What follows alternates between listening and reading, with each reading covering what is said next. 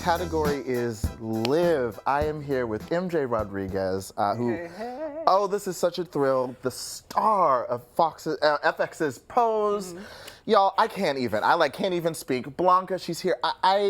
You were here in February to talk about your, I'm like, let's get into it. You were here in February to talk about your wonderful independent film, Saturday Church.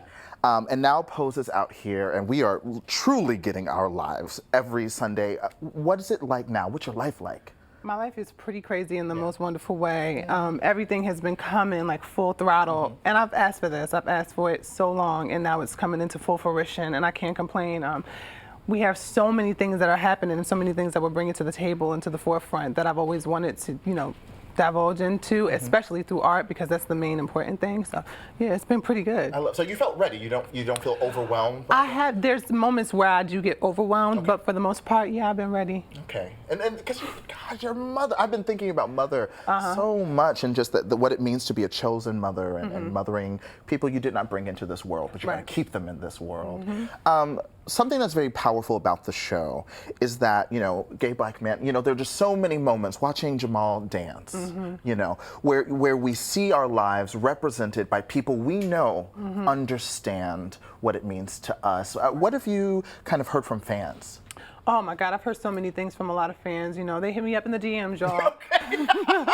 Little baby, but you want something? It's the little kids, it's the younger ones that hit me up and say, you're an inspiration, and I'm glad. And I had a mother like that, kids from the African American ballroom community. I had a mother like that, and it's so good to see someone like that on television that I can relate to. So there's a lot of wonderful, beautiful, positive messages that have happened. And it only, lights a fire under me to just keep doing it constantly and consecutively. Okay. So let's talk about Sunday's episode. Y'all turned it out. I'm exhausted. I was literally screaming in my apartment, like I couldn't handle it. Doing the home scene. Let's start there. You and Billy Porter, just being in that room, what was it like filming that scene with him? So let me just tell you this. Me and Billy have known each other for a long time. Okay. He's known me ever since I was 19 when I was doing Rent. Okay. In 2011, he was the assistant director on the show. So just seeing everything come all together and come to a 360 and being able to work with someone who I've always wanted to work with, but in the capacity of art and music, just being able to be in that moment with him and to share moments of what happened in 1987 and be able to convey that through the screen, it was something that you would never dream of, and it happened. Yeah. It happened. And also, there were just levels to the excellence of what you're doing, because that episode, of course, was directed by Janet Mock. Yes, we love her. That's my sister. First trans woman of color to direct a television episode. Incredible. What was it like working with her on that episode in particular? She was so specific, and she beautifully constructed what was supposed to happen so it can be seen the right way to the audience and to the masses around television. And she tackled it with such kindness, and she's obviously known what's going on. She's done her research, but she's also been around people that have gone through that too. So it just was great to see that she can pull that and put that into the scene. Absolutely. Well, something I think is so neat about the show is that there are highs and lows. There's the fantasy, and then there's moments where people are pulled down to earth. And so I wanted to ask you what was, I guess, one of your most favorite scenes to shoot so far? Not counting home. Okay. All right, good. And what was one of the most challenging scenes to film? Okay. So one of my most favorite scenes, it was in the second episode. No, it was in the first episode, and it was when I went to Helena. Okay. And I went to fight for my son. And the reason why is because I got to channel my mom. Okay. My mom has always fought for me when I was younger. When I was that kid who was in school, cutting up, she was always there to tell the teachers that cutting up is nothing to be, it's not a reflection of her. She's something more than that, and you have to take a chance on her and see it. So when I did that scene, I was very happy to do it, because I got to put my mother into it, and I got to fight and let people know that this is what mothers do, whether it be biological or whether it be chosen. Yeah, I love it. Sit up straight. All of those. Sit up straight. Talk to somebody when you're speaking to them. Absolutely, absolutely. And what about most challenging so far? Okay, my most challenging was the 5th episode, and it was the brother scene. Well, there's 2. It was, you told me not to talk about 6, but that was my first. Because the Mother's Day episode, I think, that was one of my most trying episodes, because not only was it, centered around my character, but it was very, very tied into what I went through in my life, not with my family, but with just people in general, and how the world, constructs things, and how they conjure things and try to make you seem like something you're not. And one of the most challenging parts for me was when I had that scene with my brother, and it took me back to when I was bullied and when I would get pushed and when I got jumped, and you know, so those moments were great because I got to pull that and pull that into the scene and help people, you know, see what it's like for a trans woman who goes through these things. Ooh.